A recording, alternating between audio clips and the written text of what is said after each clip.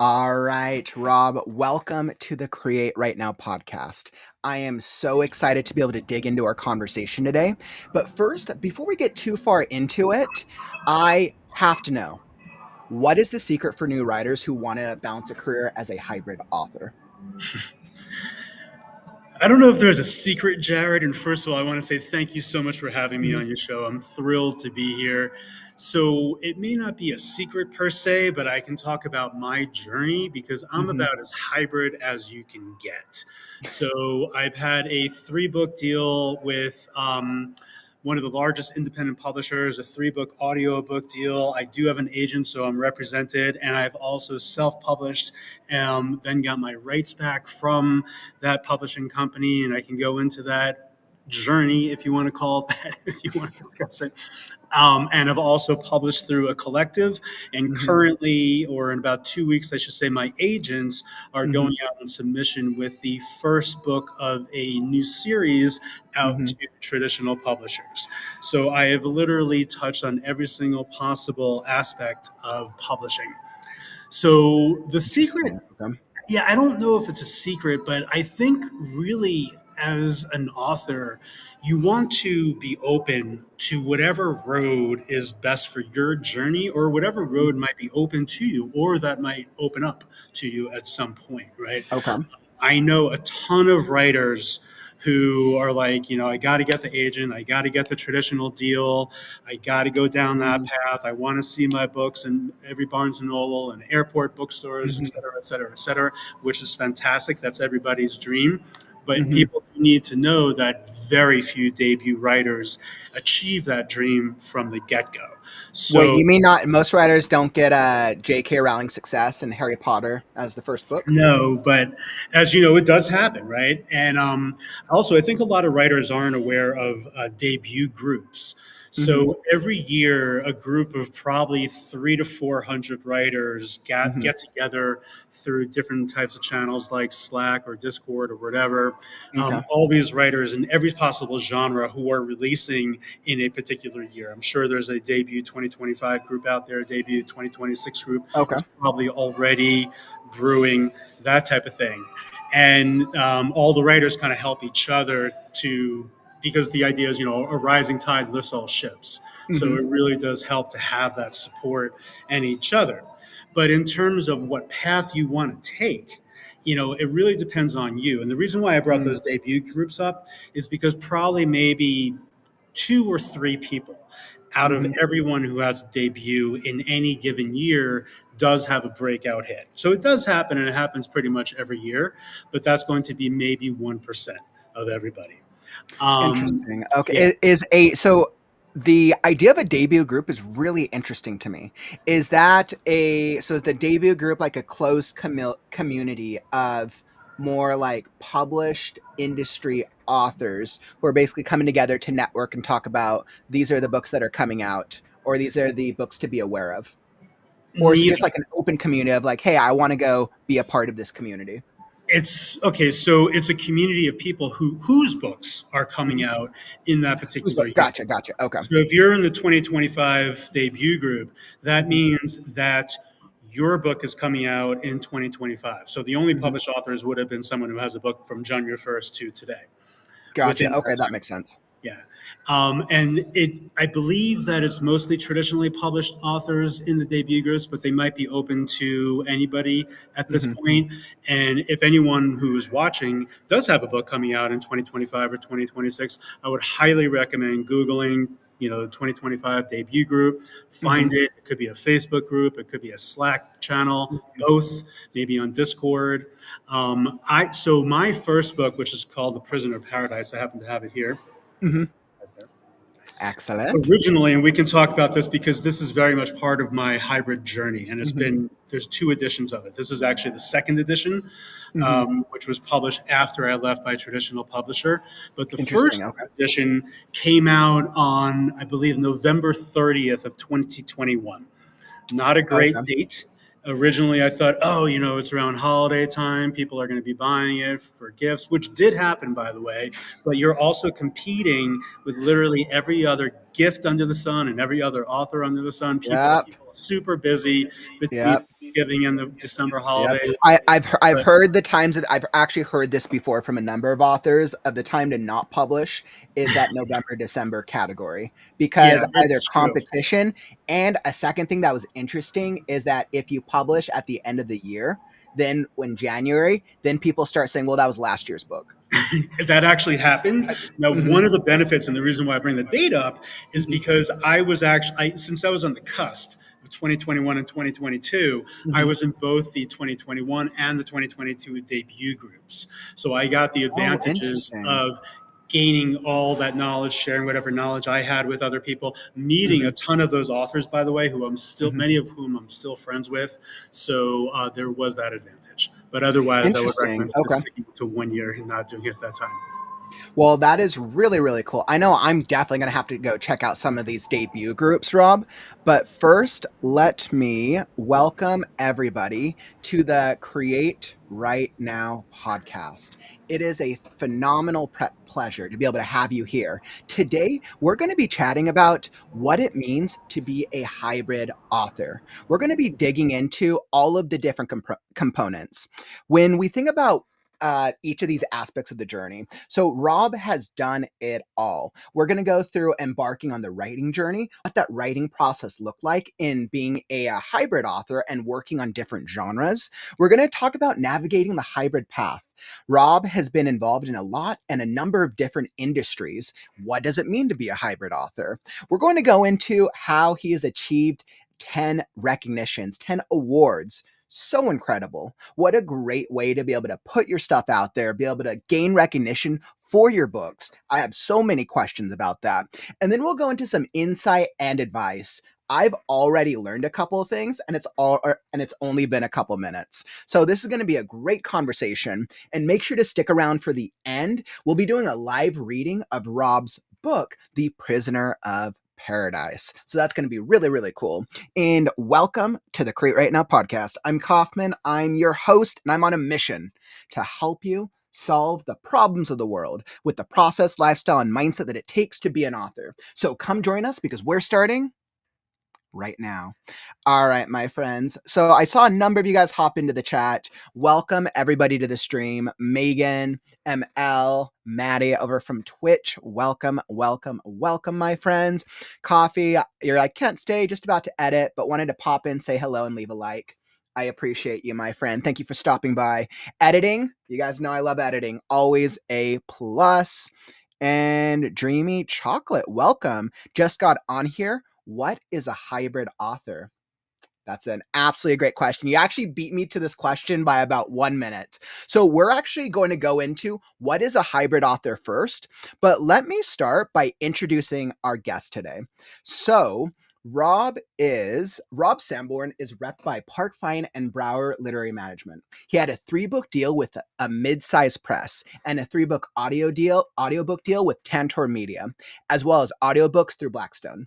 The mid-sized press has gone under, so those books are now published through an author collective called Lost Meridian Press. The first series is a dual timeline historical thriller series, while the upcoming series is a present-day spy thriller. With 10 awards as a hybrid author, let me introduce to the stage Rob Samborn. Welcome, welcome. Let me get the right one. There we go. Well, thank you, Kauffman. It's wonderful to be here. I really appreciate it. Thank you, everybody who has joined, who is listening. I'm thrilled to be talking about writing and my journey as a hybrid author. I also want to just let everybody know if there's a little bit of background noise, I apologize for that. I'm actually in a hotel restaurant right now. So it's my kids' spring break, and we're at a place called Great Wolf Lodge in Colorado Springs. And I was hoping there was going to be like a conference room or something or a business center. There's not, but there's a closed restaurant that they let me sit in, but there is some music going on in the background, so hopefully that won't be too distracting. I think you just wanted to help give us some of that coffee shop like background music for the podcast. I think that's really what it was. So awesome, Rob. So let us get into it. I know I have a number of questions, but let's start off. First off, Dreamy Chocolate had a great one. Dreamy wanted to know, what is a hybrid author? How would you define a hybrid author? Yeah, so it's a good question because people do define it differently. Hmm. What I define as a hybrid author is somebody who has been traditionally published and also self published. It doesn't need to be simultaneous, but essentially your books are out there in via two different publishing paths, Hmm. or you've taken two different publishing paths in your publishing career. So I define it that broadly. I think there are some other definitions of it where maybe like different formats might be published through different means, that type of thing. But the way I define it, again, is that your books, either currently or at some point, have been published through traditional publishing and then also through self publishing. And even, by the way, some of the way some people define traditionally published, Hmm. some people, it's Define different. as being published by the big five, right? Exactly. Mhm. I don't. I think that's ridiculous because So if you you would have, consider that in the same category as if I get published by a smaller press, or what yeah, people what's would the consider an difference? indie press. Yeah. Hmm. So, as long as you have a publisher, regardless of the Hmm. size, where someone else is actually doing all the work that goes with publishing, which would Hmm. include the editing, the formatting, the distribution onto the different platforms, maybe Hmm. some marketing stuff like that, then that is a traditional publisher in my mind. I think Hmm. honestly, it's a little ridiculous to say only the big companies. That's like, it's like our only, major restaurant chains, restaurants. No. You So know, that's actually really interesting, and I wonder if that mindset has just stayed over from how the publishing industry used to be. I Because definitely think why so. is an indie publisher who might have a lot of representation, who might Yeah. have a lot of awareness and standing in the industry, why should they be considered less? Because they're not one of the major five. And I Right. feel like the major five probably wants us to think that they're the five who matter. But we are quickly moving into a time where you can be represented and you can go a number of different routes to get to becoming the author that you want to be, as you've Exactly. clearly experienced in your own journey. Yeah, and by the way, in addition to the big five, not to be overlooked, because quite frankly, they are possibly bigger than the big five, are Hmm. the Amazon publishing imprints. Now, this is Hmm. very important for every single person who wants to Hmm. be published to be aware of what that means. Okay, that I Hmm. am not talking about KDP, which is Kindle Direct Publishing, Hmm. the self-publishing route. This is Amazon Publishing, which is its own publishing arm. And then they have imprints. And if you're not familiar with what an imprint is on the audience, it's one of those subsidiaries or smaller kind of brands that a publisher may have. Think like Harlequin Romance, something like that. Yep. There's Okay. Penguin and then there's Penguin Classics, things like that. Okay. Hmm. Penguin Classics is an imprint of Penguin. Okay. So Amazon Publishing, which is a full on legit publishing company, Hmm. I believe about 13 different imprints, and imprints are usually by genre. Okay, so Hmm. for example, Amazon's thriller imprint is called Thomas and Mercer, Hmm. and Thomas and Mercer has huge authors, and these are major, major books. They're traditionally published books, but they're not in the big. They're not the big five, but they're definitely traditionally published. And I mean, you could argue, right? Amazon is not technically one of the main five, yet Amazon probably has more of the book market than any of like. Exa- Yeah. Exactly. Exactly. That's exactly correct, Kauffman. And Hmm. it's very important to know about these things. So, for example, if for everybody in the audience, if you have an Amazon account or an Amazon Prime account, Hmm. you probably get emails about like first reads and Hmm. Amazon Prime reads, and I think there might be one other one as well. But Hmm. first reads is when, if you're a Prime member, you get to pick one of those books to read for free. But even if you're Interesting. not a Okay. Prime member, you get a discount, and you get an email. There's probably like 9 books and 9 different genres, that kind of thing. I don't know, maybe 7 to 9 different books. Hmm. And if you click on them, you're going to see different publishers like Thomas and Mercer, Mont Lake, which is the romance one, Union Lake, which I believe is their book club one. They have a sci-fi one, et cetera, et cetera, et cetera. So if you go on and see who the publishers are, that's who they are. But fun fact, every single one of those books that Amazon pushes within Prime Reads is Hmm. published by Amazon Publishing. Interesting. I'm not surprised by that at all, actually. That's actually really, really interesting to know. I think when people, the average writer or person thinks about publishing, they think about, okay, Amazon ebooks. Everybody reads Amazon ebooks. So that's actually really, really fascinating to know, Rob. Thanks for sharing that.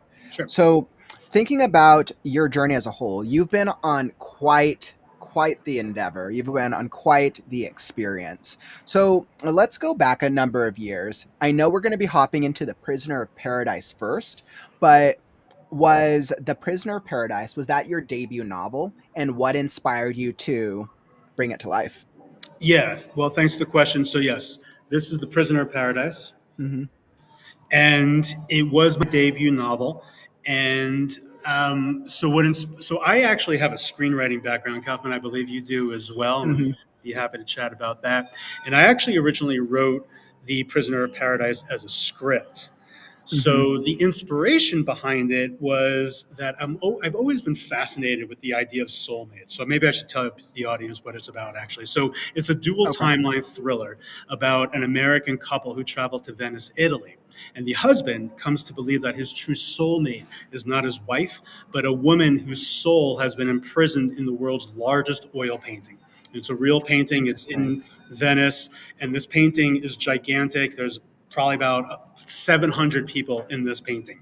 And Mm-hmm. he thinks that one of these people in the painting he can communicate with and is his soulmate.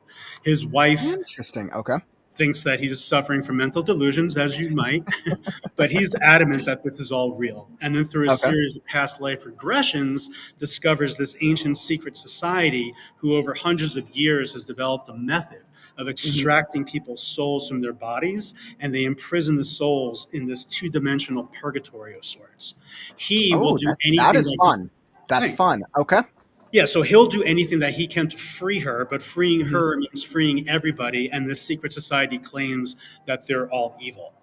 Mm-hmm. So there's that dichotomy that he Mm-hmm. has to face in terms of what to do and the dilemma as well. Mm-hmm. So the inspiration behind it was twofold. One is that I've always been fascinated with the idea of soulmates, this Mm-hmm. idea of the connection, that intangible Mm-hmm. connection between two different people. And it doesn't need to Mm-hmm. be a love connection or romance or anything like that. It's like you could just be friends, it could be Mm-hmm. platonic. Like, what is that intangible connection between two different people?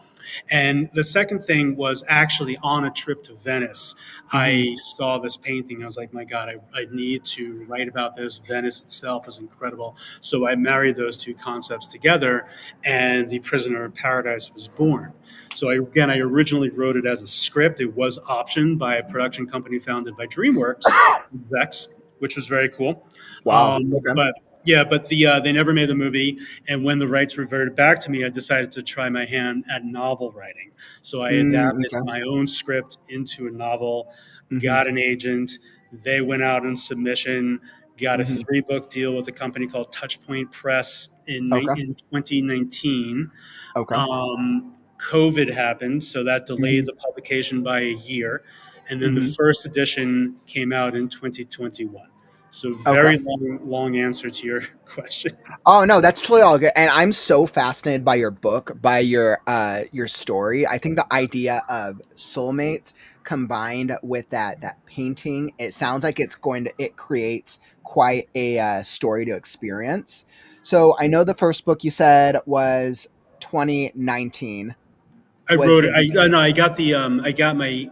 I got the 3-book deal in 2019. Gotcha. So when did the book number 3 of this trilogy come out? That came out towards the end of 2023. Okay, so it took you about a So couple of years. So knowing that you're a hybrid author, I think the real question is, when is the movie or the TV show going to come out? good question. So no plans for that, unfortunately, but hopefully somebody from Hollywood is watching this and they read the book and they'll come knocking on my door.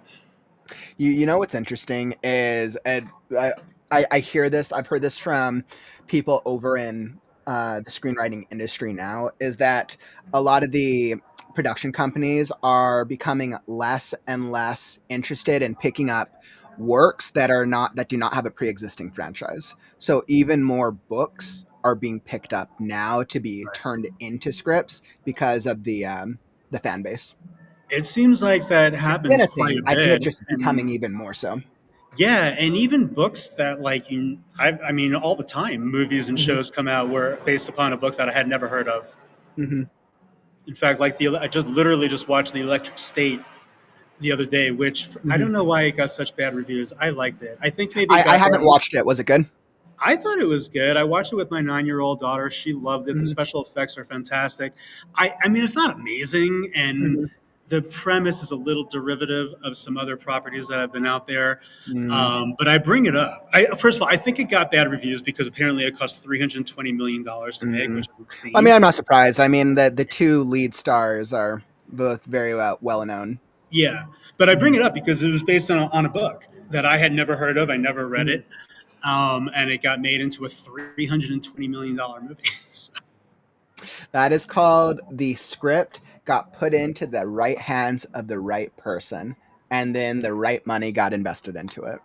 definitely, definitely. So, thinking through your publishing journey so far, can you share what your initial experience was like navigating the publishing world? Because you came over from screenwriting, so I know that was a little bit of a pivot, and what challenges you faced. Yeah, as you know, it's totally different. I mean, the biggest Mhm. difference Yeah. is that when you're a screenwriter, well, first of all, the screenwriter, as you know, Kauffman, you can have things option, you can get writing assignments and stuff, and you can essentially make money. You can even sell things Hmm. and make money without ever having a single thing produced. The Yep. compared to writing, which is, I mean, novel writing, which is nothing like that at all. And Hmm. then the other thing is that as a screenwriter, you don't need to market your work. You know, you need to pitch it, right? But you don't need to market from a sales perspective. Once Hmm. it's sold or once it's optioned, you're actually totally hands off. But with Hmm. publishing, you do need to be involved. So you have these very, very big differences. Now, my initial experiences navigating the publishing industry were, I guess, sort of the old-fashioned way, where I wrote a query letter, I got Hmm. my agent, and then my agent went out on submission. So people also need to know that your work needs to go out on submission twice if you get an agent, right? You need to Hmm. submit it to the agents, and then agents submit it out to publishers. Yep. So that Hmm. did happen with me, and I ended up getting this 3-book deal with Touchpoint Press. Hmm. So I didn't really have to navigate the publishing world that much Hmm. since my agents really did Were it the for ones me. that were in the industry. So then, was your challenge then getting the agent? What was that experience like? So I think it was honestly pretty typical, and a lot of Hmm. people get pretty discouraged because they send out X dozen Hundreds on number, hundreds. Hmm. yeah, of query letters. And what I did was I did it in waves. Like Hmm. I created my entire list of agents, and Hmm. I rated them by how they might fit me and how I like Hmm. them, with like an A through D. And I Hmm. decided to start, I think, let's say, with the C's, because I wanted to test the waters with my own query letter and gauge the Hmm. response. And I did it that way until I got the query letter right. And then ultimately, Hmm. I did actually get some bites from multiple agents, but I signed with my current agents. And I should Hmm. also point out that, so I'm with Park, Fine, and Brower Literary Management. Used to Hmm. just be Brower Literary Management, and there's also a Park and Fine. The two just recently merged, and Hmm. I love them. I have nothing but incredible things to say about my agents, who are Kimberly Brower and Amy Ashcraft over there. They have been incredibly supportive over my entire writing career, and incredibly helpful as well. So I've had an amazing experience with them. But in Hmm. terms of actually finding them as my agents, it was the old fashioned way. Wrote a query letter, they asked for pages, sent the pages, Hmm. and then signed with them. Awesome. I know a lot of writers go through that process of it's going through the querying process and trying to even get agents to read their stuff. So do you feel that when you sent it to the agent, that well, I guess, what did you send them first off? Did you have the whole manuscript ready? Did you just Oh, send them the first couple 100%. Yeah, chapters? you need to have the whole manuscript, Hmm. have the whole manuscript ready for Hmm. sure. But would you Um, say that it was at a final draft ready to be published? well, this is really And I interesting. know technically, I know it could be changed, but I mean, what'd you do? Yeah, so from my perspective, it was ready. Okay, I hired an outside editor who I worked with to publish it to what I thought and what she thought Hmm. was a publishable state. So we Hmm. edited and revised it quite a bit. So Hmm. I had that ready to go before I started sending out the query letters. Hmm. Now, what I sent to them, I don't remember. I mean, you have to follow the query guidelines, whatever they Hmm. are. Every single agent is different. Some say no pages, some say 10, some say the first Hmm. 30. Some I do think say just send me the whole manuscript. Like, why Hmm. not? I don't remember what the case was with mine, Hmm. but from my perspective, the manuscript was ready to go. But now here's the thing. Once I signed with them, and maybe not once. I think they told me that they had some ideas about Hmm. editing even before I signed. And I see a question: how bad are typos in a Hmm. situation like this? Look, first of all, I am very much of a believer that you should not have a single typo in your query letter. Right? Like if you're an Hmm. agent, first of all, query letter should be 250 words in the body, Yeah, not yeah, more than I completely 250. agree with that. Like, And it's like you wouldn't. It's like you wouldn't like have typos in like a cover letter to get a job, right? It's that yeah, same would you type of have thing. It typos in shouldn't your like, resume? Right. yeah. But you got to think of this as a professional business. Hmm. Zero typos, in my opinion, in the Hmm. query letters. Many agents might say, oh, I don't care about typos. But you know what? As the person, as the writer, you're the writer, right? Hmm. Shoot for zero, zero, zero typos. Hmm. In the manuscript, I Hmm. would also shoot for zero. There's no Hmm. reason why, look, I am totally anti AI in Hmm. terms of writing, but there's no reason why you can't run it through like spell check and just the native functions in Word and make Hmm. sure that you have zero typos. They're not going to care if you have one or two. Everybody makes a mistake. It's not a published Hmm. work. Don't go crazy over it, Hmm. but I would definitely shoot for zero. And what Um, Rob, something I can jump in here real quick, because I do book editing and I work with writers often. Um, I think the importance of hiring an editor if you're not represented, of going through that process is so paramount to get mhm, rid and minimize on top typos. right, Matt, if you're the type of writer where like, you know what, my story is great, but I feel like there's probably a lot of grammar, punctuation, there might be a lot of inconsistencies, then you would probably want to hire an editor for either a copy edit or a proofread to fix the totally. punctuation grammar if you feel like that's a problem, that needs to be overcome. Yeah, and there's Mhm. typos, and then there's typos, right? It's Right. like So it's like I think they said, I think the industry. I heard this quote sometime.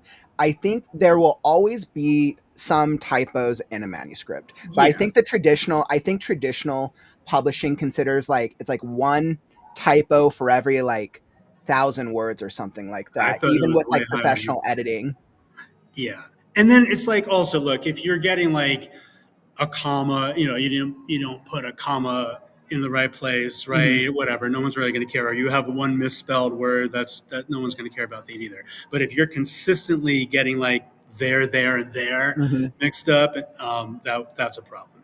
Yeah, I So, completely like, agree. don't sweat it. Look, shoot for perfection, but don't sweat it, is what I'm saying. Like, Hmm. don't kill yourself. Nobody in the world is perfect, Hmm. but try to get it as polished as possible. So, anyway, Jared, getting back to or Kaufman, sorry, getting back to your initial question. Hmm. So, from my perspective, it was 100% ready to go. But my Hmm. agents were like, we have notes, so we're going to have notes. And when I signed with them, we worked on it Hmm. for probably about 6 to 9 months with multiple passes. And I Hmm. ended up rewriting probably 50% of the book. The Hmm. entire ending is different, the entire beginning is different, and then big chunks in the middle as well. And we went back and forth, back and forth, back and forth until they thought that it was ready to be sent out. Hmm. That totally makes sense. So awesome. Because I know so many writers, authors go through such a process with agents, and every agent's probably different.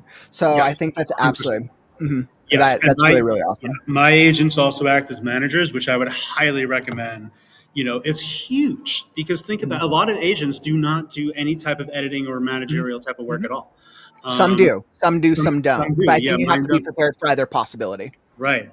Mhm. And I would highly recommend, if going out for an agent, find an agent who also works in that type of manager capacity, who may have editorial staff in Mhm. house as well, because they're getting it ready. Again, your manuscript goes out twice on submission, Mhm. you to your agents and then your agents out to the publishers. So it's in everybody's best interest to make it as marketable as possible. Mhm. Awesome. So I think that's really, really great. Now, what I'm going to do is we're going to transition more into how you've navigated the hybrid author path itself. But before you do, let me real quick do a quick shout out. So if you're finding any value from this stream, we are a daily writing community, 445 consecutive streams and counting. If you're looking for a community of writers of all genres, of all skill levels, if you want author interviews, critique streams, a book club, a fiction contest, we do it all here at this community. So make sure to tap that follow or subscribe button and you'll be alerted when we go live.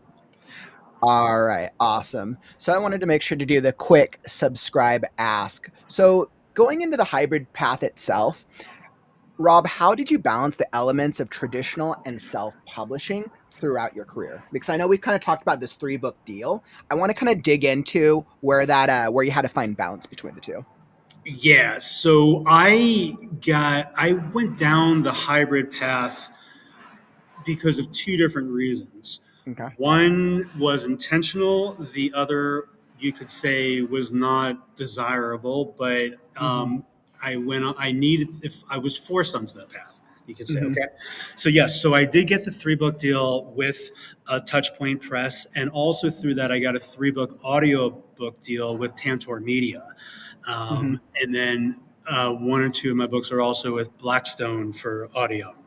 Mm-hmm. So in the very beginning, when I was with Touchpoint, things actually were kind of good, but then I started seeing like through the cracks, and I was Mm-hmm. getting pretty discouraged in terms of promises not met, honestly, lack of royalties paid, Mm-hmm. different things like that. And it really started to snowball. And by the way, I have no problem being on the record with this. I am on the record quite a bit. So Okay. everybody should be aware of that. Some people would be like, oh, I can't believe he's talking about something like this. Every single thing is documented. It's all Okay. 100% true. And I Okay. am more than happy to share my story, because I do not want other authors to have a similar type of experience with a Mm-hmm. publisher who does not live up to their end of the contract, let's say. Mm-hmm. It's very, very important. So if there are red flags, there's red flags for a Mm-hmm. reason. Now, when you start out, you get it. I got a 3-book deal. It's like amazing, right? So It's it's just like, like the newness of I'm a represented, soon to be published yeah. author. So it's Hmm. like you want to ignore those red flags, but it turned out Hmm. that those red flags came to fruition and started flying. Hmm. Anyway, long story short is, shortly after the second book came out, I was in conversations with my agent. I was like, we need to get out of this contract. Hmm. I was one of the very lucky ones of all the authors with the Touchpoint Press, and I think there were Hmm. maybe 60 or Hmm. so under contract. I was the first one actually to get my rights back. Okay, okay, and can I just ask real quick, what were Mhm. some of these red flags? So the biggest one was lack of royalties paid. You want Oh, to get, okay, yeah, that's a you want, problem. yeah, and I'm still to this day, I'm actually owed a considerable amount of money. Hmm. Lack of communication, Hmm. false promises, that sort of Hmm. thing around a lot of false promises around marketing, you could Okay. say, stuff like that. Okay. Um, and anyway, so I did get my rights back. Okay, Okay. so that's the first path. It wasn't what I desired ever, Hmm. but so I got my rights back, and I needed to Hmm. scramble. And so I and some other authors actually formed this writing collective Hmm. where we're kind of all self-publishing under this umbrella. Okay. So, but we're working together, but also independently at the same time. Think of it almost like a union, if you will. So that Okay. was one path where I had to republish. And then I also, though, in fact, this may have happened before I got my rights back. with my 3 book series, I decided Mhm. because it's dual timeline, I Mhm. can pull different threads. Okay. And I decided to pull one of those threads and write a spin-off, which is called The Swordsman of Venice. And it was a novella. And I actually, this Okay. definitely was before I got my rights back, because I had asked the publisher if I could have the rights to write this novella, which I would self-publish. So Interesting. Okay. fortunately, I had that experience of self-publishing this novella. And by the way, Mhm. for everybody on the call, one of the reasons I did this for 2 reasons. One is Okay. because I do indeed love the story and I wanted to kind of follow through on one of these threads. But the Mhm. other one was very much a business strategic idea, because publishing is a business. Whether Mhm. you're self-published, whether you're traditionally published, it does not matter. You have to have your business mind and you have to Mhm. have your creative mind, and they need to Mhm. be two. It's super, super important. Unless you're somebody like Stephen King, who doesn't Mhm. need anyone behind him, but even he, still does a lot of the Mhm. marketing, all that kind of stuff. But anyway, with any business, you need a catalog, you need an Mhm. inventory to really build it up. So I thought, Mhm. hey, I'll write this novella as an additional work out there, and ultimately have 3 novellas, which I'll also put together as one book. So that's Mhm. going to be 4 plus a 3, and then I'll have 7. So that was the idea behind that. Okay. So in terms of balancing the two, it happened with novella. It did come out around the time, I believe, that the second book came out, maybe about a month before. So I A month was before doing the that. So second I book was launch. Okay. Yeah, so I was kind of marketing that at the same time, but also Mhm. getting that experience of Mhm. self-publishing it. And then when I Mhm. finally got my rights back, probably about 6 months later, I was sort of prepared to do that. Now, there's another nugget for me. Again, like I've been down all these different roads here. So in Okay. terms of my journey, I'm also embarking on a whole new series, which is a present-day spy thriller Okay. series, like a Jack Ryan or a Jason Bourne. And the first book of that series is actually with my agents right now, and they're going to be going out on submission with that to traditionally published. Ooh. I meant to say the Big Five, and Mhm. also the Amazon imprint Thomas and Mercer in Mhm. like 2 weeks. So I'm still very much on Mhm. that traditional path for that, because again, my dream is the same as everybody else's dream. I want Mhm. my book in airports, in the windows of Barnes and Mhm. Noble, and every single bookstore around the country. I mean, who wouldn't want that? And the Mhm. biggest difference, well, I should say there's 2 huge differences between self-publishing and having, let's just say, a publisher, whether you want to call it traditionally published or not. Mhm. One is distribution. Okay, when you're self-publishing, it's incredibly difficult to get that type of distribution.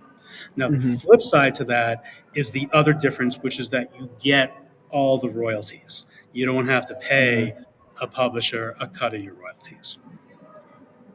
That totally makes sense. And I think that's a reason that a lot of new authors will either go self-publishing because they want to keep more of their rights, or will think then like, oh, okay, well, I need to go get represented by somebody Yeah, because I don't know what to do. And then they get caught in traps like you did with your first yeah. publishing deal. And another big difference, by the way, is time. Mhm. That spy thriller, Mhm. hopefully it'll sell. Let's say, so they're going out on sub with it, and I think it's in 2 weeks they're going to do it. Okay. Let's say it sells in 2 months, which is very, very fast. Mhm. From that 2 month point, it probably wouldn't be out for another year. Interesting. Okay. Yeah. Awesome. So, as a hybrid author, so I know it sounds like you've gone through a lot of challenges through both this publishing journey with a publisher and then going through having to pivot and go through take a different path. I know you've also had time in Hollywood and you've worn a lot of different hats. Can you speak to the some of the benefits that you've experienced by choosing such a hybrid route? I think the benefits, you asked about the experience of the benefits. I think the main benefit is experience itself. Okay. Learning the craft of writing, first of all. So, my education in writing, the background is in screenwriting. Mhm. So, I went to school for screenwriting and went to a place called the Writers Boot Camp, which is like a renowned screenwriting school in Santa Yep. Monica, Yep. in Yep. LA. And really got that education of story structure, flow, dialogue, everything that you need to make a good script. And So I you're still probably to this very influenced by Save the Cat, then I imagine. 100% Hmm. Save the Cat for sure. Save the And I Cat was like still, the Hollywood standard for very, very many years. yeah. And I still use the tools and techniques that I learned as a screenwriter Hmm. as a novelist. I often use the analogy of like playing the same song on two different instruments, where, it's like maybe you're using guitar and like Hmm. organ pipes or something like that for Hmm. writing, for playing the exact same song. It's the same song, but you need to know the different skills of the different instruments, and one might be Hmm. more complex than the other. So I think the benefit really of doing both is gaining that experience. Hmm. Also, maybe having some, like networking and the contacts, that sort of thing. Hmm.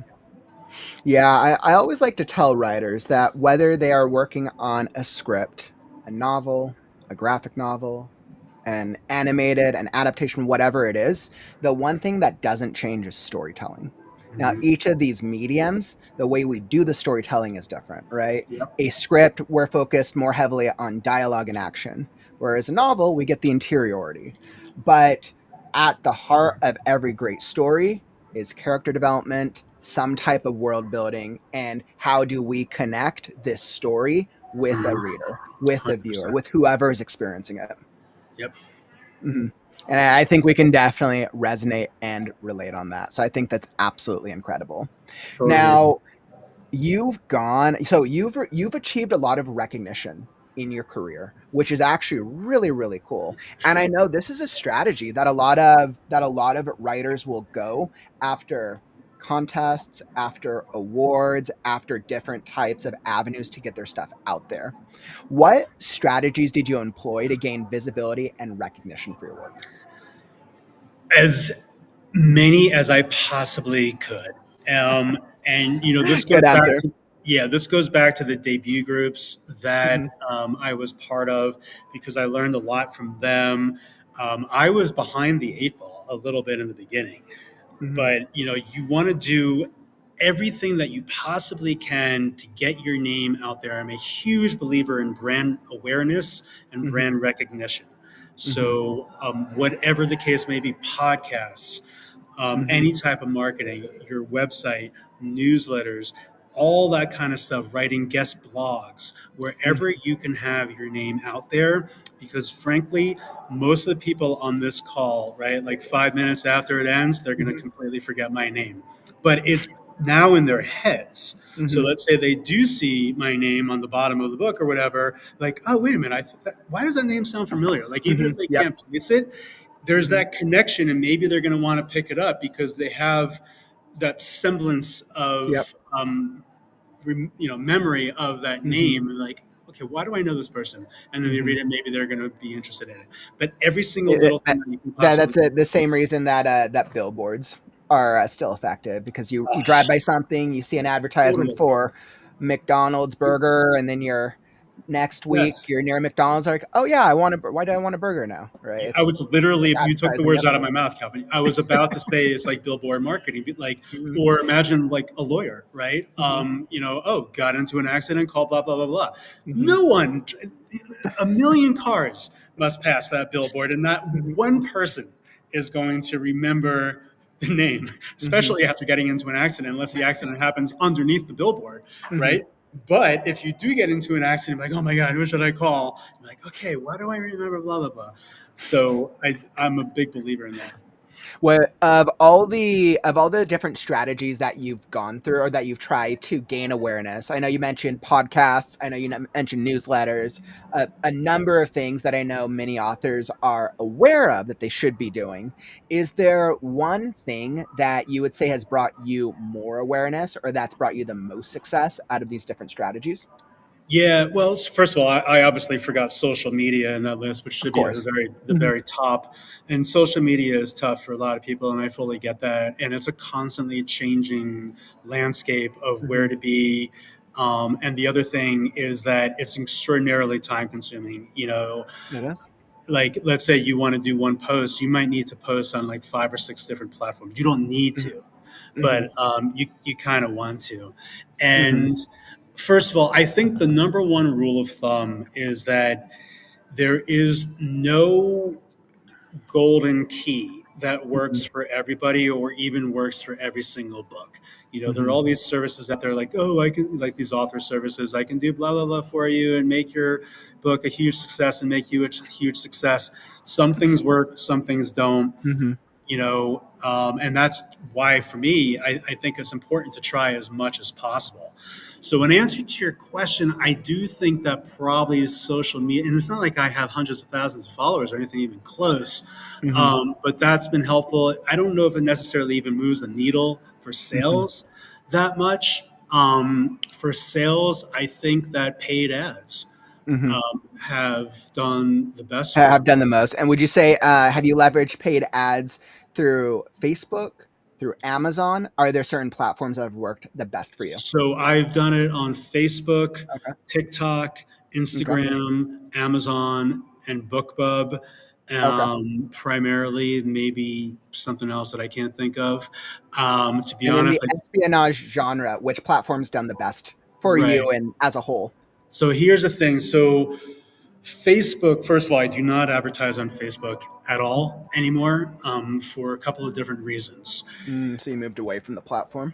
Okay. Yeah, I should say that I haven't advertised on Facebook for over a year, probably about 14 months now. And Mm-hmm. the main reason why I stopped is because I was getting a ton of clicks, but not that many conversions. Mm-hmm. People who were clicking but not necessarily buying, which is kind of Okay. weird. Like the conversion rate did not, it wasn't commensurate with a lot of other platforms, and honestly, like it didn't even really make sense. It's like if 100 people click on your book, come on, one's got to buy it. Mm-hmm. And Yeah, so in the past like year or two, I've noticed a huge increase in bots with bots, yeah, Facebook specifically. I've noticed a, a huge that's thing, not exactly just for myself, yeah. but for a lot of creators and That's authors. exactly what yeah, Hmm. somebody told me that it could be bots and they were having the same exact problem. So I Hmm. stopped and I didn't see any difference in my sales at all, maybe like a tiny, Hmm. tiny, tiny bit. And then now, honestly, I don't really want to give any money to Meta, especially with the Hmm. whole LibGen AI scandal that's going Yes, on. People yes, with aren't and familiar so with for this. and real quick for anybody who doesn't know, and I'm sure if you're watching this, you're probably aware. So recently, and I want to say this was maybe a week ago. This was very, very recent. An article came out, and I don't know which news source. I forgot. The Atlantic. The Atlantic. So an article came out sharing that Facebook had illegally downloaded thousands upon thousands, probably way Millions. It more was millions. 75 million. Whew, 75 million books illegally to train their AI platform. And I believe Zuckerberg's response was that if they had gone it the legal way, it would have cost too much money. Yeah, So sorry. people Fuck are you. pissed. Like, too People bad. are Like, authors are pissed right now. This is like a huge, huge controversy. yes. And Um, 3 of my 4 books are on it. I've checked. oh So there's no. not a chance Uh, I'm going to be giving Meta a dime. mhm. So, yeah. But anyway, getting back to your question, Oh yeah, it's, no. It sounds like Lynn dealt with the same thing. yeah, it's Hmm. insanity. And it's like, oh, sorry, like your $1 trillion company can't afford, so we're going to steal it. Like, come Oh on, man. god. I honestly, there's the Authors Guild is putting together a class action lawsuit, which I'm going to happily join. And they Mhm. need to have their comeuppance because this is absurd. So, getting back to your question, what has helped for me for paid ads? Mhm. Advertising on Amazon. I know Amazon has their own problems, but at least they haven't Mhm. done that. Has been good, but up and down. But the one place where it's been consistently good for me for literally years is BookBub. Mhm. Okay, so I'm a BookBub's big I'm improving a a big lot. BookBub Okay. fan. Yeah. Awesome. All right, excellent. So that's a really, really great answer. And then speaking to some of your awards that you've achieved, how did you achieve so many? Like, Well, I don't even think I have one book award yet. I was like, I guess I can create an award. I'll create an award for the community. Yeah, I didn't create it in mind. But look, I take them with a grain of salt. Mhm, They're resume builders. I mean, they're nice to have for mhm. sure. I mean, quite frankly, I just submitted it to the contests, and Okay. So you just done like a lot of contest submissions, and it sounds like you've had some success there. exactly, yeah. Mhm. And it gives an extra level or layer Of of credibility, right? credibility. Mhm, Yeah, so when people see that, like on your book pages or your website or whatever, it's definitely nice mhm, to have. But people should know that the awards themselves do not bring sales. mhm, It's like you have to go out there and like put the medal on it and be like, hey, mhm, blah, you should buy this because it's won an award or whatever. mhm. Okay, awesome. And then has this recognition impacted your writing journey at all? So even outside of sales, has it proven, I know you said credibility, but has it made any difference in the way that your readership responds to you? Or even any Um, opportunities? I wouldn't say opportunities. Again, it's not like I won the Pulitzer or something like that. But so I wouldn't say opportunities. I can't think of any off the top of my head. Now, in terms of recognition from readers, yeah, Mhm, I do think it makes a bit of a difference because of that credibility. mhm, How much it moves the needle, I have no idea, mhm, but I think it helps. It can't hurt. The mhm, only way it hurts is that you have to pay an entry fee for these content. Not Yeah, so if everybody can it's a afford it. loss. Mhm. Yeah. Yeah, I'd agree with that. And I think that's one of the reasons with what we do here at the Right Now community, Rob. I try to create more opportunities for writers to be able to get their stuff out there, and to be able to receive recognition. Yeah. Many of the authors in the community know this, but last October we did a fiction contest. Um, and it was a flash fiction. A lot of writers submitted, and the finalists got published in the Freaky Friday anthology. And the value proposition for a lot of these writers was that they now got the published author credit just by partaking in this contest, and for those who were a finalist. Yeah, and that's Mhm. huge. And I think everything, again, this goes back to what I was saying. You want to kind of blanket it with it, whatever you can do without getting burned out, by the Yep, way. yep, yep. And I People think that get, that challenge for a lot of writers is they know that they need to do all the things, but Mhm. try to balance that with having a day job, with and having a or family, and being a yep, student, having a responsibility, having a life, and all the things. burnout is Mhm. real. So when people hear me saying these things, you also need to know that I'm an insane workaholic. Um, my daughter is actually sitting very close to me right now. I think she has her headphones on, but she probably, would agree. And I can't tell you how many times it's been like she wants to do something and I need to get the work done. And it sucks, but I am committed to this. Mhm. So, but burnout is very, very, very real. There's a lot to do. So you do as much as you can Mhm. without getting burned out. So choose wisely. So, Rob, can I ask you, for somebody who sounds like you have a lot of other responsibilities? I know that we have a lot of writers who have day jobs, who have full time careers, who are balancing competing priorities. How do you successfully balance these other responsibilities in life with being an author? Honestly, I'm not going to lie. It's hard. Okay. Hmm. I have a pretty demanding day. I do have a day job, everybody, and it's pretty Hmm. demanding.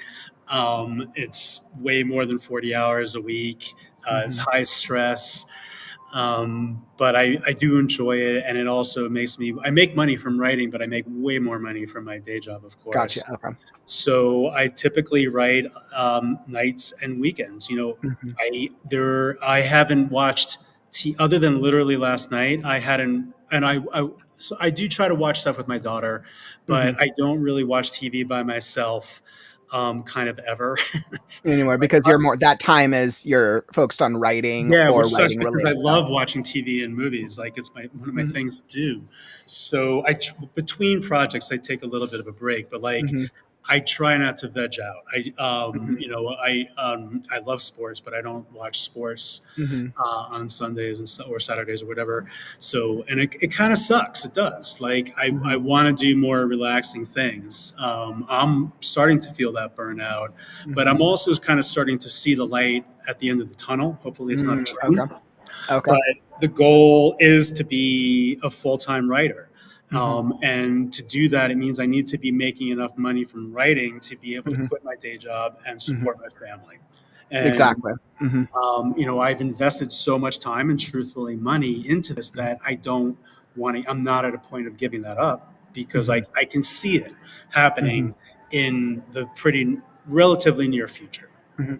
And I think what I really appreciate, Rob, is I can hear your enthusiasm and your passion for writing, right? And I completely relate with you, right? Wanting to be able to enjoy watching TV, wanting to be able to go do these other things that we enjoy, but putting that on the back burner because we also have that enthusiasm for the storytelling itself. And then Totally. also make sure to give yourself some mental health time as well, right? That Yeah. balance is Yeah, important. and I'm glad you mentioned the story part because the storytelling part because I don't want to make it seem like I'm doing this with money because I'm really not. Mhm. I I am mean, a we have to make a living, right? The money is like a right. I side got to effect live, that we need. but That's the I'm a reality. Mhm, storyteller at heart. Like I'm more of a mhm, storyteller than a writer even, and I have all these stories that I want to tell, and I mhm, feel like there will be a gap in my soul if I do not at least tell mhm. some of them. So I got to get them out there, but we have to live. Rob, that is absolutely my favorite comment of the day. There will be a gap in my soul if I do not get those stories out there. I completely agree with that. I know, I mean, that's one of the reasons that I took so many steps back at this part of my life because I believe in my writing journey. And I've always been a writer, but I think now it's this past year and a half for me has been trying to figure out how is that a reality and then how do I make that consistently to achieve the level of living in the life that I want. Yeah, and So I very, think very what much. you're doing, Kauffman, is fantastic. I mean, you're going to have like this built-in network of subscribers already through your podcast, so it's amazing. Awesome, awesome, awesome. Yeah, Corny, the totally. Hamilton Big musical, fan of running Hamilton. out of time. I always think of that one where Yeah, and I he feel was like like I'm running out of 30. time to write what I want to write. Yeah. Um, awesome. So, Rob, I think this is a great moment to take a break from the conversation and let's do the live reading.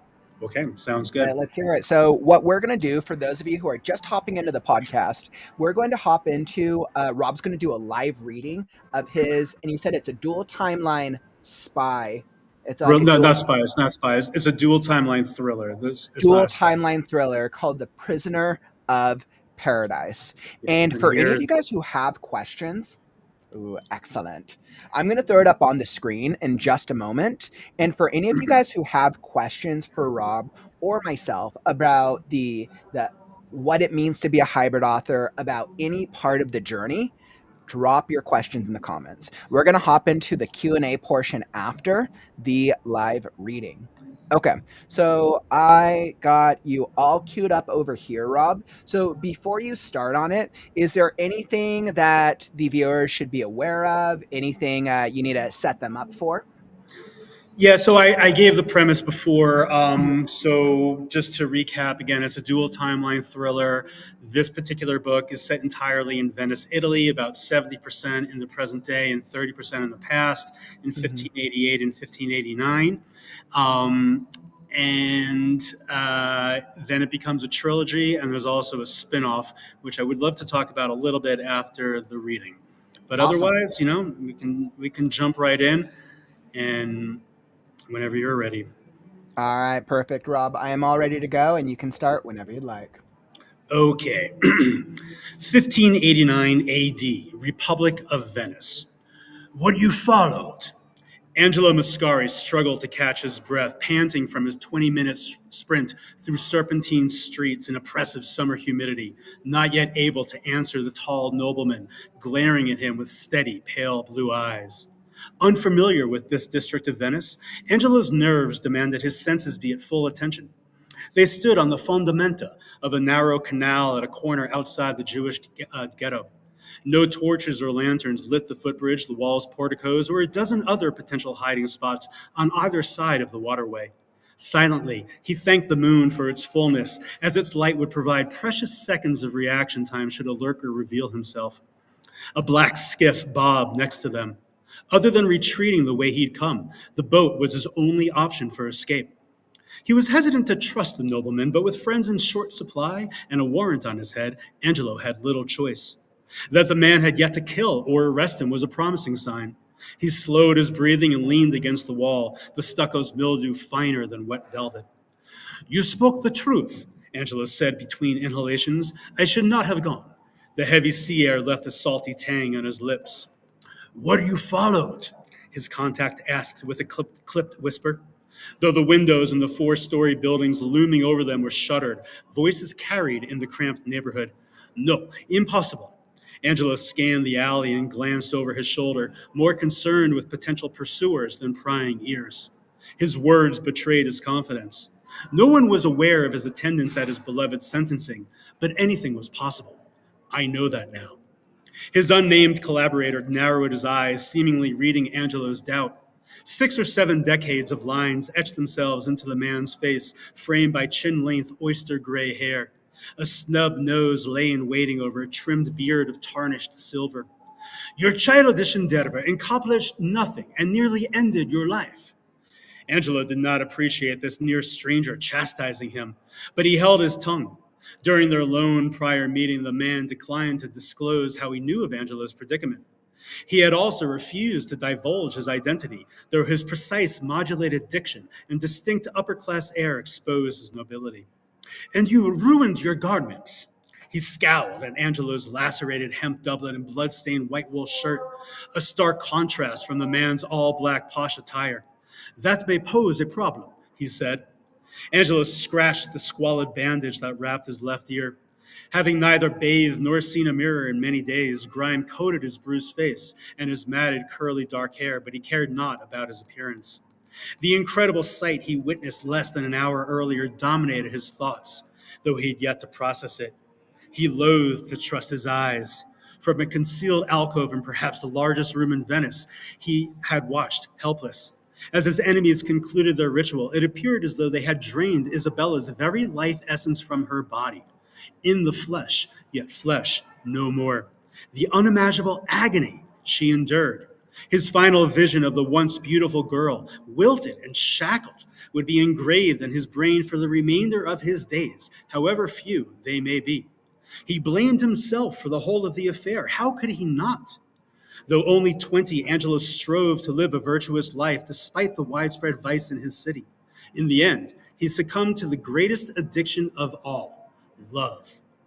Now, with no foreseeable way to rescue her, he felt no justification for standing unscathed. He should have been in her place. With his dreams quashed and his well-being an afterthought, he had 2 goals: avenge his beloved and, by some means yet unknown, save her from the torturous fate that befell her. Be truthful, Angelo said, a humble demand. What has become of Isabella? What did I witness? He hung his head at the hopelessness.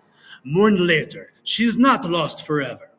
A breeze skittered moonlight across the canal, bringing with it an acrid, fishy odor, though Angelo found it refreshing on his sweat-drenched skin. Hope swelled within. From under his gold-embroidered hip-length linen cloak, the nobleman removed a pouch of coins and a sealed letter, which he offered to Angelo. Take these and this skiff. Make your way to Palos in Spain and find Sebastiano Caramosto. Give him the letter. He'll provide you passage to New Spain. New Spain? What about our next move? This is your next move. It is your only move, at least for some time.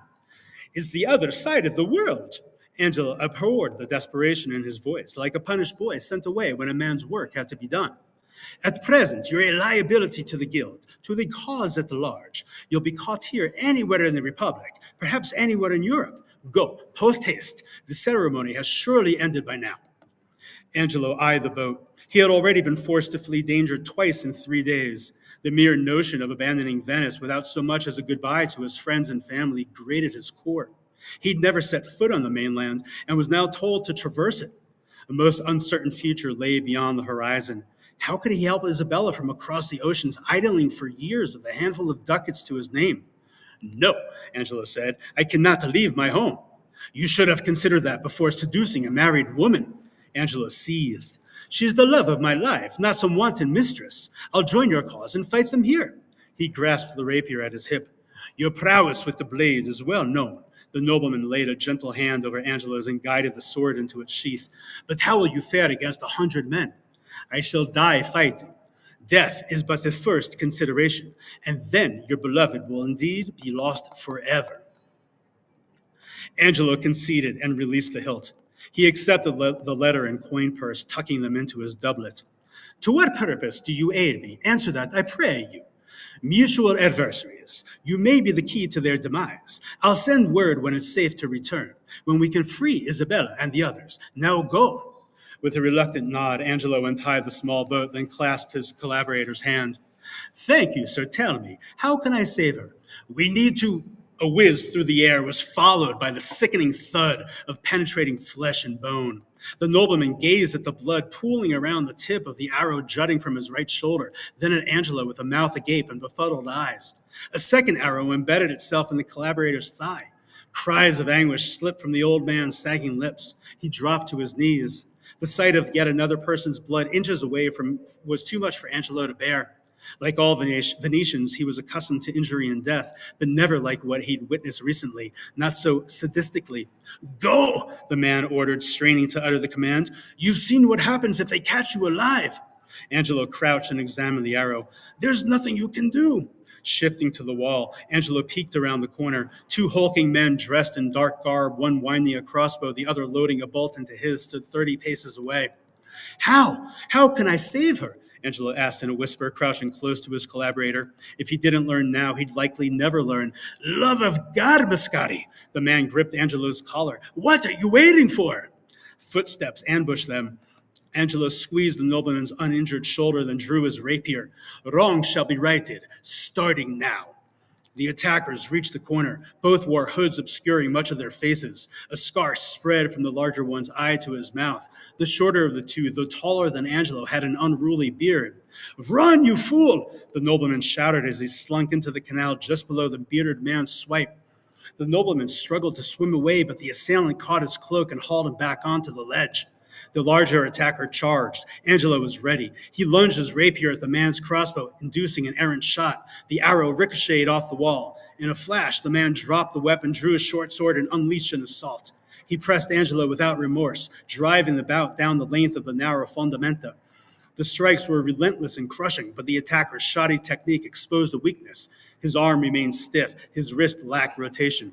Angelo parried the hacks, anticipating the right moment to riposte.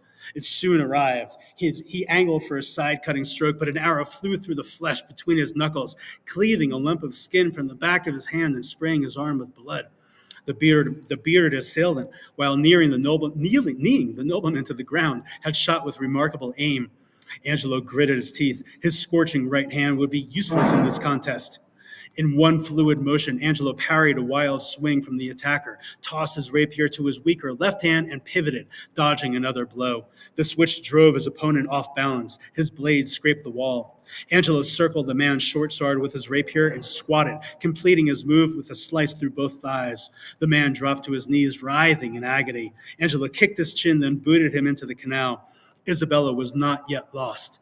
He rushed to aid his collaborator, but stopped short. From the alley, the commotion of an untold number of men yelling and running toward him reverberated off the adjacent walls. At the corner, the nobleman's eyes grew wide at the fast-approaching mob. Go! He screamed to Angelo with his remaining strength. Death is but the first consideration. His collaborator's words told in Angelo's mind. He spun, stomped on the scarred man's fingers, gripping the fondamenta edge, then raced for the skiff. An arrow zipped over Angelo's head as his horsehide boots met the boat's bottom, his impetus propelling the craft forward. He thrust his oars into the murky water. Half a dozen men, all in black, rounded the corner. The first gave chase, dashing along the canal edge. Angelo paddled with all his strength, an excruciating task with a mangled hand. At the canal's edge, the pursuer tossed his empty crossbow on the cobblestones and dove for the boat. He caught the gunwale, nearly capsizing it.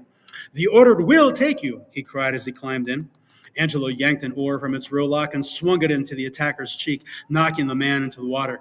Resuming his frantic paddling, he glimpsed the far end of the fondamenta.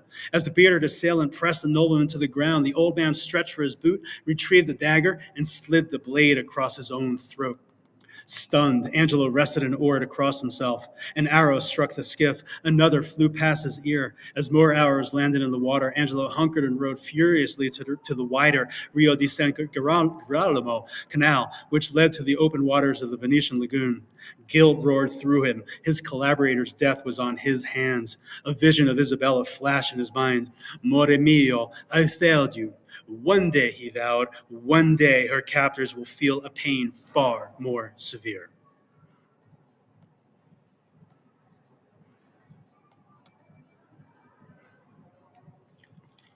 That's it. Wow. Wow. Wow. Wow. Thanks. It's been a while since That was absolutely incredible. There we go. So, wow. So, Rob, so much happened in that. I have to say, first off, your reading of the character voices was absolutely awesome. Thanks. Absolutely Which you're not awesome. supposed to do, by the way, but I do it anyway. What was that? People say you're not supposed to read with accents and inflections Oh, and stuff really? like that. Because You know what I say to them? I say to them, it's my story, and I want the characters to have voices. yeah, It's funny because exactly. I do a lot of readings on my stream, and I feel like if I can embody the characters in my head, I feel like I can create more of an experience. Yeah, I think maybe they're talking more like about critique groups to read it as flat as you can, that kind of thing. But anyway, I could understand that from a critique group, but yeah, you definitely did an absolutely phenomenal job on that reading. well, thank you. And we had there was so much that happened between the two characters. Wow. Like, wow. How does it feel reading it now? And I'm sure you've probably done your share of readings over the years. But it's been what? How many years since you wrote this? It's gone through the drafting process. How do you feel about it now? So, funny thing, you're right. I have done a lot of readings. Mm-hmm. It's been a while since I've read this, and so it was my first book. Again, this was published in 2021 and then was re-released in 2023. Mm-hmm. And I got my 3-book deal in 2019. There was a pretty big gap because of COVID. Mm-hmm. Now, you had asked about how I felt about the original manuscript that I went out on submission with my agents. So this was not in it at all. The original manuscript. So again, it's about this American couple, and to fill people in a little bit. So this is, I call it chapter 1, but it's really a prologue, and Mm-hmm. then chapter 2 flashes forward to the present day. And then there's a lot in the present day before there's past life regressions. And we do Mm-hmm. find out that this character, Angela Mascari, in 1589 is the past life of the main character in the present day. Okay. Mm-hmm. Okay. So the main character is American and his wife is American. They live in Mm-hmm. Boston. And when I originally submitted the manuscript, they were in Boston. They were getting ready for their trip. In fact, actually, so he was like an amateur hockey player. In Mm-hmm. fact, he was originally a professional hockey player. And Okay. it started off with a hockey game, and he got a head injury. And then there's like a recuperation process, and Mm-hmm. then and they have this trip coming up, and they get ready for their trip, and they go on the plane even. And so there's a lot before they even get to Venice. But Mm-hmm. my agents, and definitely to their credit, they were like, you need to start as late as you can, which is a screenwriting thing. You want to start as late as you can in a scene, right? Mm-hmm. And started off in Venice. Mm-hmm. So then the next draft had me starting them in Venice, but I felt like I needed a hook to Mm-hmm. Okay. to hook the reader with an Mm-hmm. action scene rather than just like two tourists in Venice. So then I wrote this prologue in even a later draft. And Mm-hmm. then even the next chapter actually in the book goes to the antagonist. So in the Mm-hmm. present Okay. day. So I go to the villain in the present day, and then I don't go to the main characters in the present day until what is really chapter 3. So, Interesting. in answer to your Okay. question, how I feel about it, I still actually really enjoy it. There's one thing in it that I kind of wish I You could caught, have changed. Mm-hmm. which is that so when you shoot an arrow from a crossbow, it's called a Mm-hmm. bolt. An arrow Mm-hmm. from a bow and arrow is called an Okay. arrow. I did use the word bolt properly like once, but most of the time I used arrows. Or it's just not something you recognized until later on. Yeah. And well, it's more of like really doing proper more and more. I've done so much research, Hmm. but I love it still, and I hope that the audience liked it. And one other thing I do want to tell people about this. So the book again, the whole entire trilogy is dual timeline. Hmm. All of the flashbacks actually happen in chronologically speaking after. I'm sorry, excuse me, before the scene that I just wrote. Okay. Hmm. So when the main character has these past life regressions, they are all before in a chronological order of the scene, and we learn, okay, like I fill in the gaps of the mystery, how this Hmm. guy Angelo met this woman Isabella, and how he got caught up in all this this plot that Hmm. really is going on behind the scenes that Hmm. led up to him escaping Venice. You never Interesting. Okay. what happens to him. And that's the thread. So with the novella, the spinoff that I was talking about, The Swordsman of Venice, that's Hmm. the thread that I pulled. So The Swordsman of Mm. Venice Part One actually picks up right after the scene that I wrote. Right, so, Hmm. so you have to imagine. So I have the trilogy of the full three books, Okay. and then the spinoff picks up after the very first chapter of book one, Hmm. follows his journey. So, like the nobleman's, like get to Palos in Spain and find this guy named Yep. Caria. Yep. Yep. Yep. And I can tell you're definitely setting up for And, later yeah, in and the then go journey. to the Hmm. New World. Hmm. So, part one of The Swordsman in Venice follows his journey across Italy in 1589. Part two, Hmm. which actually comes out in about a month, Hmm. is set 24 years later. He has a life in Interesting. the New World in what is now present day Colombia. He has a family, but the order catches up with him 24 years later. And I'm pretty excited about that Interesting. book. And so you said part two is about to come out in about a month. Yeah. Awesome. Well, that's really, really cool. For anybody who wants to go find out more about you, Rob, or if they want to go check out any of these books or learn more, where can they go? So first of all, my website is Rob Samborn. So www.robsamborn as it's spelled there. By the way, this cover Hmm. was the cover of the first edition. This is the current version. Hmm. So we updated the cover when the second edition came out. Okay. And but robsamborn.com, and then on every social media platform, not really Twitter, but at pretty much every other one, more or less active on some more than others. Hmm. And my handle is usually Rob Samborn. Awesome. And I just dropped your website information down in the chat. It can also be found in the YouTube description as well. Thank you. And I know that it sounds like your next book, which is it a novella, I believe? It This is, part two. yeah. Yep. So your novella is about to come out in a month, which is really, really cool. If people want to be alerted when they want to go check out this upcoming novel of yours, what can they do? Yeah, definitely sign up for my newsletter. Mhm. I should be way more active than I am, but I will absolutely be releasing a couple of newsletters about it. So if you go to Mhm. robsamborn.com, on the first page, on the home page, and also on contact and other pages, there's a place where you can sign up for the newsletter. Awesome, awesome, awesome. And that's linked down in the YouTube description for anybody who wants to know more. But now let me pose this to the audience. Is there any questions that you have about the hybrid author journey? Drop them down in the chat. I would love and we would love to hear from you. So something that's on my mind, Rob. So as you're looking back and you're thinking through this really unique journey you've been through so far. What would you say, or do you have any advice you would offer to writers who are considering kind of going this it's like a non-traditional route? Yeah. First of all, do what works for you. Do Hmm. what feels right for you.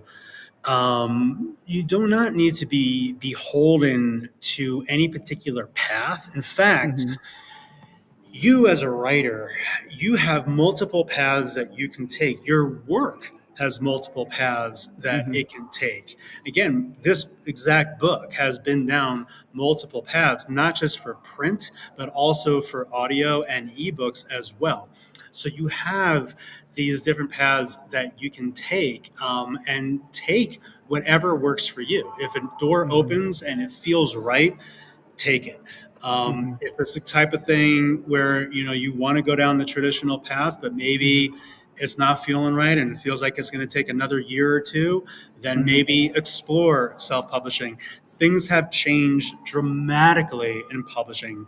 Mm-hmm. There really is no more stigma about self-publishing. Now, if you do take the self-publishing route, Mm-hmm. excuse me, treat it as a business. Okay, Yep, you yep, got to yep. treat it. That I completely agree with. I think Yes. a lot of new writers don't understand that even though it's self-publishing and you could literally self-publish the book in 5 minutes, like it's not hard to self-publish it. But if it's not treated like a business, then nobody's going to buy the book outside of your friends and family. Yeah. So Hmm. Courtney asked, if you could Yep. do it all over, how would you have changed your process? That's a great question, Courtney. Hmm. And I don't know if I really would have changed anything because, Hmm. first of all, it's like what you know at the time. Like, okay, if I had a time machine, even though I did have a lot of issues with Touchpoint Press and they Hmm. still owe me money, Hmm. my friends I become very friendly with a lot of different authors from Touchpoint. Some of them would probably smack me in the back of the head for saying this, but I think I probably still would have done it. Why? Okay. Because first of all, I did make friends with all those authors, Hmm. and the author and the writing community, as Kauffman, and everybody who is on this knows, is Hmm. so amazing and so solid. And the more you can kind of really get into that community, the better. It really, really does help. And I would not have met those people otherwise. I would not have gained the experience otherwise. Having the contract with even if it was a mid-sized press, however you define it, in my mind, they were a traditional publisher. Having that Hmm. contract did help with credibility with me. A lot of contests, for example, don't accept self-published authors, that type of thing. Hmm. So I'm not sure if I would have changed anything at all. If I think it's something, though, I will let you know. I think it's always one of those interesting things. And this is what I always hear from people who've experienced a lot of hardship in their life. Of course, nobody wants to experience hardship, nobody wants to experience trauma. At the same time, we are here where we are at today as a result of our experiences. Mhm. And for better or for worse, we either learn or we don't learn from it. Right. And I think you've been on such a unique journey. I think you wouldn't be where you're at today. And it sounds like you're getting closer and closer to achieving your goals of the full-time author career with a growing catalog under your belt. So I think it's incredible what you've achieved so far, and I have such respect for Well, your thank journey. you. Well, thank you, Kaufman. I appreciate that. And yeah, I mean, my true goal, like everybody's, is every author's, is basically to be like that household name Hmm. author. One of my dreams is to like be in an airport or going on a plane and seeing someone reading my book. Hey, that's a good thing. um, but yeah. And one other thing that we didn't talk about, by the way, in Hmm. terms of regarding the writing community, Hmm. is I highly recommend people going to writing conferences. It Hmm. can be expensive, especially if you're flying out and stuff like that. But if you can find a local conference, go there, Hmm. make connections. Network, learn from other authors, go to the workshops. It's really important. Actually, I do have one thing for you, Courtney. I wish that I had. I wish it was. It's the kind of thing where, like, I wish I knew then what I know now. Not necessarily in terms of the process, but Hmm. in terms of what can help. And Hmm. part of that is immersing yourself in the world. Study up on publishing. Meet as many people as you can. Learn all the marketing. Oh, get your Hmm. website up Hmm. now. The saying goes like it's never too late to plant a tree, right? Like do that with your website. If you do not have a website, do it now. Hmm. Start building your network and your connections because it's never, never too early or too late, by the way, Hmm. to do that. I was pretty late in doing all that stuff. I was kind of anti social media back in the day. Still don't really love it, even though it's sort of a necessary evil. Um, but do that because it just helps. Hmm. Go to the writing conferences, meet people, learn as much as you can. Go onto Amazon and live in your genre too. Oh, that's one thing. Okay. Hmm. So, all right, Courtney, this is one thing. Let me read your note. My trauma definitely helps me write stories. Yeah, 100%. Like you want to Hmm. put your trauma in. My trauma is from the publishing world. Okay, but there actually is one thing. So this book, as you have probably heard, is Hmm. very, very, very much cross genre, and my agents Hmm. did have trouble selling it. So a lot of publishing companies really liked it, but they're like, "Oh, Interesting. it's multiple genres. We can't sell that." And I was like, "What the hell are you Well, talking?" I imagine it's because when they think about if it's going to go in a bookstore, where does it get categorized? Where it's going to play? How are That's they going to market it? Hmm. exactly it. I was very, very doubtful of that because I was like, literally everything I read and watch is multiple genres, Hmm. right? But it totally comes from that. It's from Hmm. libraries and bookstores. They literally need to put it onto a shelf. It's even true on Amazon a little bit less because you can be in different Hmm. categories, but even to a degree, you're still in one primary category. So it is 100% true. So I Hmm. do actually wish that I started with something that was a single genre, and And also, then by the expanded. way, not a serial series, but an episodic series, so people can pick up book three or whatever without having read book one. So I do think that that's Interesting. important. And Interesting. that's where Okay. I'm going now with the spy thriller that I'm Hmm. talking about. Straight up one Interesting. genre, spy thriller, and it's going to be episodic. So you're going to be able to pick up book six without Hmm. having to, Without having to read the first five books. Why episodic over serialized? because of exactly that point. You don't need to, with the serial, you got to Hmm. read them in order. Sometimes you can pick up, like with mine, Hmm. you can, I try to recap, like you can read book two without having read book Hmm. one, but not to the same degree. It's like James Bond or whatever, right? Hmm. Jack Reacher. You can pick up, Yeah, you can read them out of order because they're generally right. standalone Like there might be adventures. some backstory or something that you're Hmm. not going to get, but you Hmm. can definitely get the gist of it. Yeah, that's totally understandable. And I mean, I think that's absolutely a great strategy because even when you come out with later books in the series, people can still hop into each book to try you out regardless. Or, I yeah, think in my genre as a fantasy author, series tends to be more of a norm.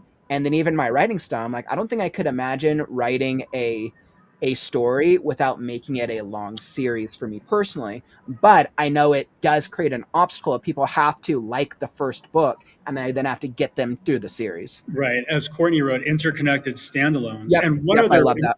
one other thing about this, there were Hmm. a lot of people who did not buy my first two books until the Hmm. third book came out.